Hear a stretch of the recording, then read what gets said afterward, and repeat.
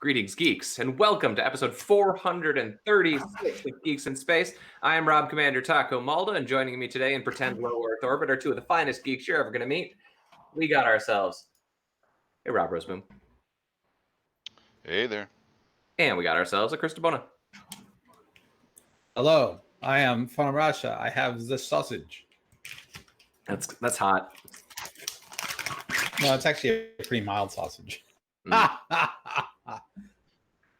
So I got some really good news. I know you guys were worried, but Martin Shkrelli, the pharma bro, has put forth that if we let him out of prison, that he can help with the whole COVID thing. Wow. So I'm going to guess the answer is no, and that he can't, and that he should stay in prison for 2 more months, which I guess is the extent of his remaining time. And when he comes out in 2 months, I hope he has COVID. And that's kind of all I'm going to say about that. Wow, that's dark, man. But I welcome comment from my friends. I mean, honestly, this guy is consuming oxygen that regular humans should be able to use. That's true. So your disgust for this man is well founded. Mm-hmm. I'm trying to turn over a new leaf, which is no matter how horrible the human is, I'm gonna not wish them to get a disease that has like a 1 or 2% chance of killing them. And I have to say that with the whole Boris Johnson thing, that has been a really, really hard thing to like not do. Not for me, actually. I actually hope Boris recovers. I really do. I mean, he's not my favorite politician in the whole wide world, but I don't have a beef with him. I feel like if I am an atheist, okay, but I feel like the closest thing to proof that there is a God and that he has a sense of humor and he wants to mess with he has created a situation for late night stand-up comics that is like the talk show host monologue. He has basically wrapped a present, put a bow on it, and placed it on their front doorstep, run away giggling. And now the question is, are they horrible human beings who will mercilessly make fun of a horrible man with an incredibly terrible horrible disease? Yeah. Yeah, that's a good question. I mean, so this is why I think that the real test would be if Shkrelli had it, right? Because then we could all say, yeah, he deserves it. It's fine. It's okay. And oh, by the way, charge him, I don't know, 12 grand for every, dose of oxygen that he needs through his ventilator. And then when he dies, charge his family for the coffin and for the gas to burn his body up. The lifetime of insurance for every person who gets infected trying to heal him. Yeah, exactly. And then the Wu Tang Clan has to make a song about how much they hate him. Totally. Right? Yeah. I mean, think about it. It's like, Bates's girlfriend is out there dealing with people who are deeply, deeply sick, right? Yep. And this guy thinks he's going to fix it after basically propping up other illnesses for profit for years. No, buddy. Hope you die in prison. So there you go. He is the symbol of all that is wrong. Yep. So let's see. As far as favorite memes go, Rob, I put up a good one for you on the Taco Zone of Joe Exotic.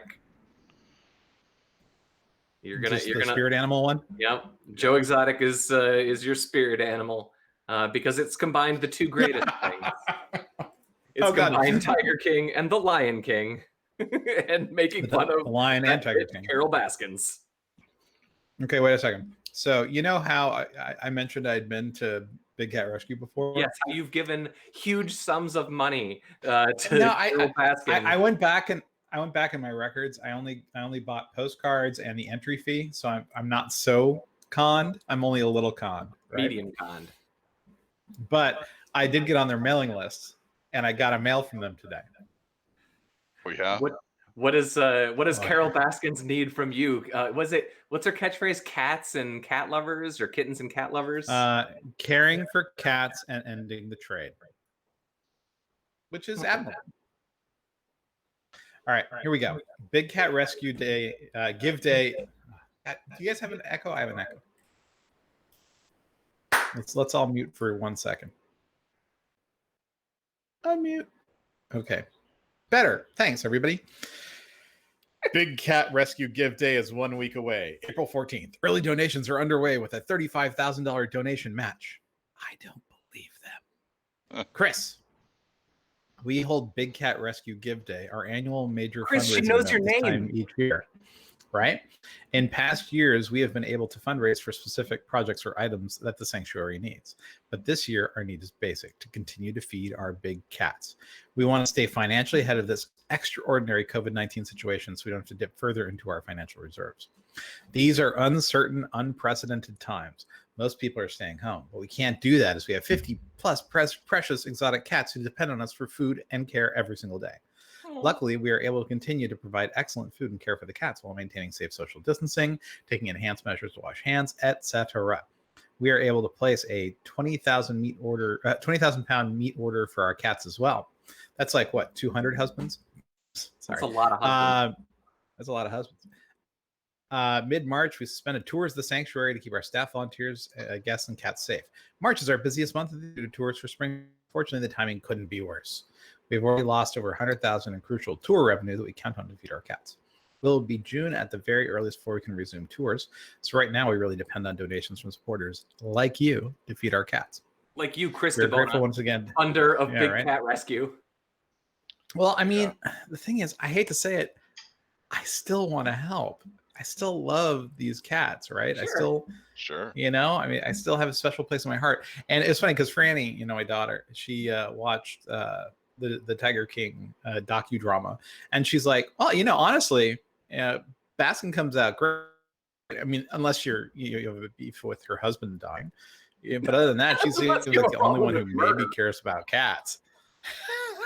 Well, you know, and I mean, and he turns out he doesn't come out as great apparently in the documentary. Of like the not Rogues like Gallery. So there's a thing in Florida. Yeah, right. Of the Rogues Gallery, she's definitely the most sympathetic character in the show, you know, but they do kind of get into how she started out by just collecting these big cats as well. Yeah. And then later sort of turned it into this. Well, I guess her beef with the husband was A, he was abusive, and B, he was a breeder, and she's not a breeder, and she's against that, which I believe, I guess. I don't know. And yeah. Yeah. I read an op-ed piece today pinned by some big cat expert about how he hated the show because it didn't talk about the plight of tigers. And I thought, well, it's not really what Tiger King is about, right? What it's about. I mean, certainly there are big cats in it, but it's not about. Yeah. Wait, you're saying it's not about the royalty of tigers? Yeah. It's more like Grizzly Man in a way. It's more like what happens when an addict, you know, tries to do something in life and how that addictive personality and trait sort of transcends everything. So it's true. The thing that worries me at this point is that there's they say now that the COVID can infect the big cats, and if it infects the big cats, then there's a reasonable possibility that it can affect the little cats, right? But more than that, I'm actually super worried because what if it affects the Ewoks, man? Won't somebody think of the Ewoks? Nobody cares about the Ewoks. Dude, what did they ever do to you? I would be sad if the Ewoks died, I guess. Yeah, I think so too. I think it'd be a shame. I'm more worried about my cat, but my cat's an indoor cat, so I'm kind of not worried about him. You know, it's like if we get it, he might get it. So let's just not get it. Yeah. As long as he doesn't hang out with that tiger in Brooklyn, you'll probably be fine. Right? They don't talk anymore. They're not on speaking terms. Although they were roommates for a while. Shut down. They have shut down human visits and treks through a lot of gorilla territory now because they're afraid that if the COVID were to spread through the mountain gorillas, it might push them to the bridge of extinction. They're almost there already. So, yeah. Did you say fridge of extinction or brink of extinction? Because it sounded like you said fridge, which implies you're going to eat them. Yeah, it's fridge. I'm all about jungle meat now. in these rough times. In these uncertain times. I'll paste this link into the general channel. Let's see. So I know you guys have been wondering a lot about this, but we now appear to have the ability to use artificial intelligence to scan our buttholes. Pretty excited about that. Yes, butthole identification via butthole biometrics. It's very cutting edge poop-oriented science. The thing that really gave me the most joy in the butthole scanning story is the fact, and it's a simple fact that doesn't require machine learning, but they said they stated that a butthole has 35 or 37 folds, and like somebody counted that, and like for somebody like, we know things like, you know, how many parameters a function call has, or, you know, useless little bits of information, how many slots, you know, your piece of armor has, all these useless pieces of information. But there are people out there for whom the fact that the butthole has either 35 or 37 folds is just knowledge that they had. And now that's knowledge that we can all have. And isn't the pursuit of knowledge the point of the academy? Isn't Stanford, you know, rising up and pushing out, if you will, the kind of knowledge we've been expecting from Stanford all these years? Really, it puts an asterisk to all their research, you know? I just like the idea in the future of someone dusting for buttholes. That's just great. Given that we've collect all the security footage from the toilet, from the sink, from the shower, you know, make sure you get all the cameras. Given that we now live in a release the butthole cut version of cats, I feel like this is probably a more active problem, and maybe you know, the fact that my cats like to do that thing where they drag their butt around every now and then, maybe this is going to be useful. Maybe that's how we'll measure for COVID, cat COVID. Yeah, maybe your kids have been doing it and they've been blaming the cat, but now we can take the butt print and compare it. Yeah. Just saying. No more kid pranks. That's right. I got your. Then again, if you at some point in your life find yourself with a file of children's buttholes scanned in, I feel like you're going to end up in some sort of jail. And maybe you should. I think you should be. Yeah. There's no question in my mind that you should. Yeah, rightly so. Rightly so. Let's see.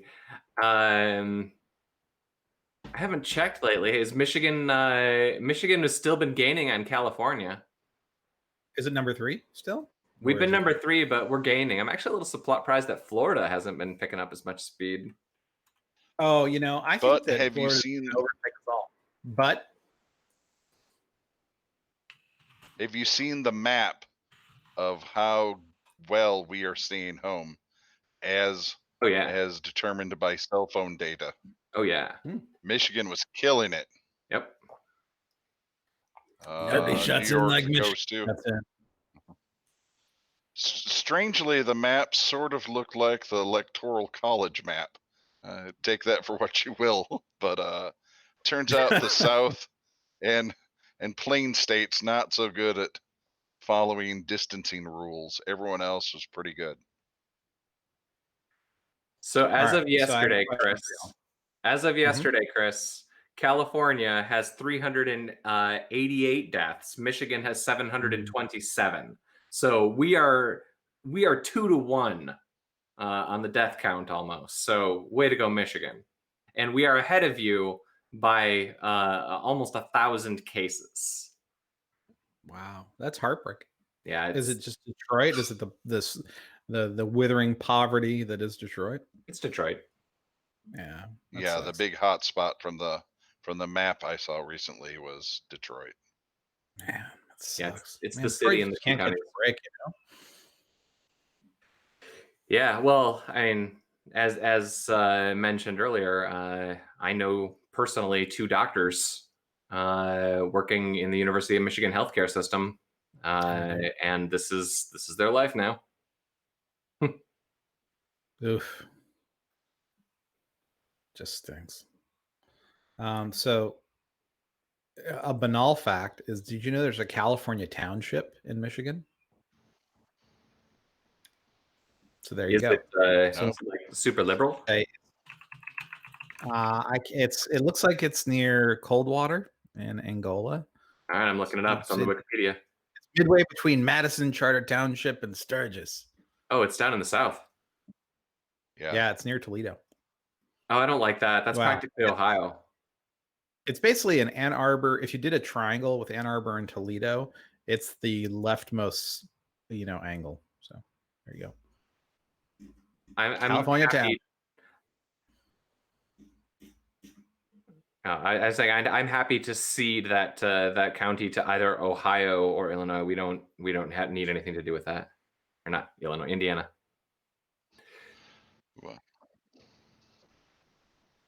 Well, just as long as there's a drive-in movie theater in Coldwater, and we should probably keep that. The last place you're going to be able to go see Wonder Woman. Yeah. Is Wonder Woman actually going to be released in theaters? The last that I had heard, we haven't done movie discussions in a while. The last that I had heard is they had moved Wonder Woman to August, but obviously all this is tentative. I mean, I thought it was even further than that, but maybe. I mean, everything is canceled, man. They're gonna have to dust off their workstations, and I'll revel in the fact that Onward made like $400 million less than projections. Oh, yeah. Well, that's what happens when you can't actually show your movie in a theater. So. Right.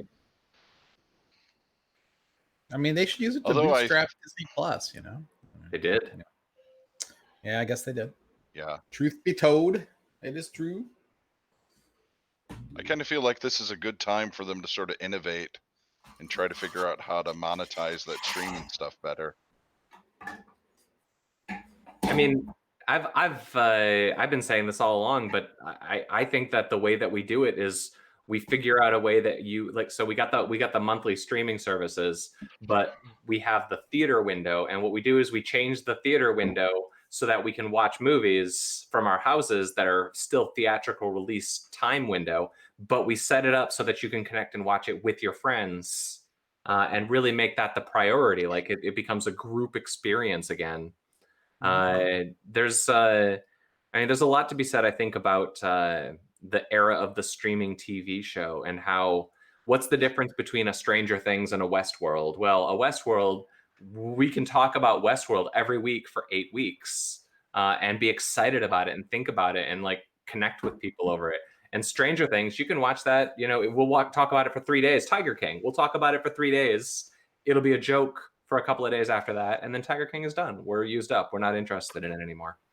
And I think that they need to figure out a way, if they want to monetize these things and they can't monetize them in theaters, they got to figure out a way to amp up the social connection. And an 8-week-long TV show has time on its side to do that. Avengers Endgame has 2-3 weeks in the theaters to hold all of our attention and make all the money, even though that's the biggest movie of the year. But I mean, like, I'd throw $10 in the hat to watch, a Wonder Woman or a what's the Black Widow, but to watch it with my friends, because we can't do that right now. It's not really practical. It's like they hate us. No. Yeah, I mean, I agree. I think that. So whenever I think about these things, these kinds of things, I think maybe this is economics coming home to roost. Like maybe they is a strong word here because it's not like there's an organized person. But they figured out how to make so much money from the old system, and the old system's gone now, and maybe that money is not coming back, you know. And so maybe these 600, 300, 400 million dollar movies, maybe they just don't make sense anymore, you know, and they have to find a better way. Because I mean, also let's talk about some things here. $400 million is an absurd amount of money to spend making a movie. I mean, you could do an awful lot of Mars mission for $400 million. Yeah, it's like, you know, the thing about, yeah, you could film The Martian or you could send something to Mars. Yep. You know, pick one. And it's like, I admit I have a hard time. Like, and remember when we were talking about, it was like there's a question of equity in pay for the Crazy Rich Asians 2 writing staff. And I was like, hold on a second. There's probably not a world where a writer is going to keep on making $1 million for writing a movie, you know? And this was before COVID and all the rest, but it's like, I think the economics have gotten out of whack, and the coronavirus is the universe's excuse to maybe fix the ledgers a little bit.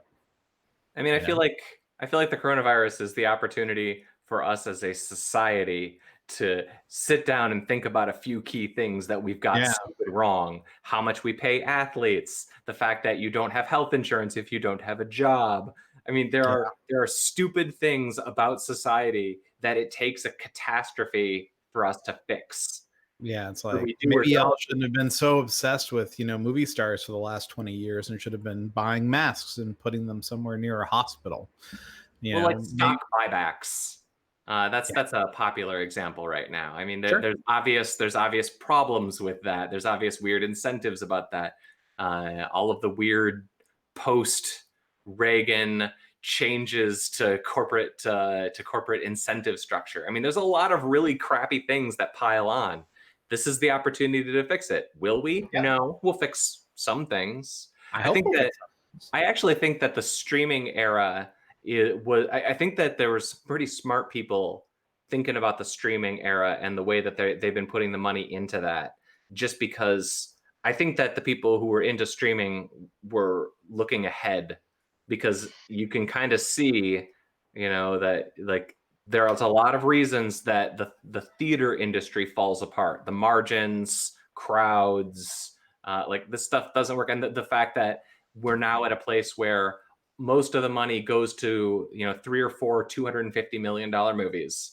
You can make 10 hours of really good TV for 1/10 of that. And if you can drag that out, you know, I wonder if the Amazon Prime Lord of the Rings thing is maybe an example of that. You know, they're gonna go into that. They're gonna plan on it having, you know, 50 hours of content, 100 hours of content that they can string out over 3 or 4 years. So they'll put $1 billion into it, but it'll create, you know, 1,000 moments as opposed to an Avengers Endgame level. For 3 weeks, this is all anybody can talk about. Yeah. I mean, it's a hedging your bets thing, right? It's a more conservative bet. Yeah, I don't know. Maybe not that example. I don't want to be all doom and gloom, see. You know. But it's maybe this is where the correction comes from. I don't know. Yeah. Let's see. Was there any good movie news that are actually interested in? Oh, Indiana Jones 4, the 4th Indiana Jones movie. That's been delayed. Sure. Oh no! What a shame. Yeah. They're pushing it out a year because everybody involved is weirdly unavailable. They're saying that I think it's about Ferrari guy might take it on, so that's not terrible. I think it might be time Indy explores some Norse mythology, right? Right. Maybe he tries to find the Midgard serpent in this installment. I think it'd be cool if he had like a 1950s era B movie alien experience. I don't know, man. I never really saw him as an alien guy so much as I saw him as like a predator archaeologist. Yeah, that would make more sense, I guess. Maybe Indy versus Predator. that would be a good crossover, right? Maybe he should fight Ewoks. And then it ends with a shot of an alien. So you know the next movie will be a thruple. A thruple. Indiana A thruple. versus Indiana Jones versus Alien versus Predator. Yes. Yeah. Wait, I got a question. Is it Indiana Jones versus Alien versus Predator, or is it Indiana Jones versus Alien versus Predator? Like, is it all comes That's down it. to where you It's put parentheses. Yeah. It's a battle royale. Operator Precedence is very important. I have a title.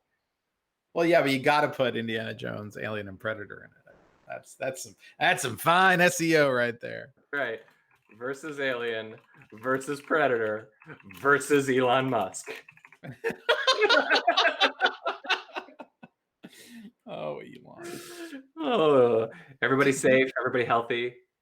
Yeah, no, did you hear the thing where Elon delivered 1,000 ventilators, but they turned out to be CPAP machines? Yeah. And it's like, dude, no. Really? Elon, get better advice, man. Because we all thought serious? dead serious. Yeah. And like the thing we all thought that he had gotten a hold of, there's a company in Seattle it's like a startup making ventilators. We thought he had pulled off getting them to market faster and buying their inventory and their prototypes. Nope. Turns out it was just a pile of CPAP machines. And it's like, oh, Elon, that makes you look like the huckster selling a monorail to the Simpsons. You know that, right? Yeah. And the thing that kills me about that too is that you get on the meme sites and you read a lot about, well, Bill Gates. I mean, Bill Gates is actually doing something theoretically, right? I don't know how to quantify that, but it sounds like he's doing something. But they put Elon Musk and Bill Gates in the same category. I'm like, no. I mean, I limbically have a hard time praising Bill Gates just because of our history, but yeah, I mean, he's done a lot more than Elon Musk. That's all I gotta say. Right. So let's see. 2 ambulances came to my neighbor's house this morning. Oh no! I look forward to texting my nosiest of neighbors to find out what happened about that. Yeah. Right. Let's see. What else did we have? I feel like I had one more thing that was worth talking about before our time together is squandered. But now I feel like operator precedence in the Indiana Jones versus Alien versus Predator versus Elon Musk cinematic universe. Cinematic universe. Expanded universe. That's right. I feel like that might have me kind of set for the day. Oh, Westworld. You caught up there? Westworld, yes. I actually enjoyed this week's episode, but I felt like they were finally they spent 3 episodes setting stuff up, so at least it was nice to see some payoff for some stuff. I don't know. In retrospect, it makes the whole Charlotte Hale, mental breakdown scene even stupider. I'm like, why? No, it's fine. You're just Dolores. If you're just Dolores, that whole thing wouldn't have happened. She's too put together to have that kind of breakdown. You don't think that you don't think that having your consciousness transferred into a new body is a challenge? It seems like there was a whole bunch of episodes for her in like 4 other bodies. Connell and the Japanese dude and Charlotte Hale and herself. And like, how many copies of there are there? And only one has a breakdown, and it's Tessa Thompson or whatever. I'm like, oh, I mean, then you have to have the argument then that just because you don't see it on screen doesn't mean it doesn't happen. But they spent a huge amount of material in season 2 just beating around the fact that a consciousness waking up in a foreign host body is difficult, and they did it, with was it the Delos guy? And so they did it with the human to robot transfer. But I mean, why would we think it would be different transferring into a new host's body that you're unfamiliar with? It's like my problem with it though is that seems like they should have Dolores's accent. It feels like an accent is something that you would have programmed in, and not something that you would have like built into the body when you upload your consciousness. Yeah. The thing is also, I can't tell. So William, right? I thought he died at the end of season 2, or did he just kill his daughter and then go crazy? I admit it's been a while since I've watched it, and I have a hard time caring too much. But it seemed like a lot of people came back in this season that shouldn't have been. Well, so it seems to me that there's at least one body that is not accounted for from the Milky Goo printing facility. Right. And also, other people are capable of printing bodies. And also, what I thought that Man in Black Hat guy was a robot at one point in the end of the last season. And also, knowing this show, they can just say, "Oh, sorry, he was a robot all along." Yeah, and it seems lazy, in the end. I mean, I hate to say it. It seems really lazy. Like they say, okay, this is their character arc. Oh, just kidding. He was in the shower the whole time. It was a dream. And I was like, our bad. Palpatine survived that fall and was one of 1,000 the dead Palpatine clones. speaks. The dead speak. Contrivances. Lazy. Gentlemen, it's been 30 minutes. We all have grown-up responsibilities to deal with. Shall we say goodbye to Jake and Elon? And Tom. Folks, this has been episode 436 of Geeks in Space. I'd like to thank my extra special geeky friends, Mr. Rob Roseboom. See ya. Mr. Chris DeBona. Wouldn't want to be you. I'm Rob Commander Taco Malda, dropping the mic. We out.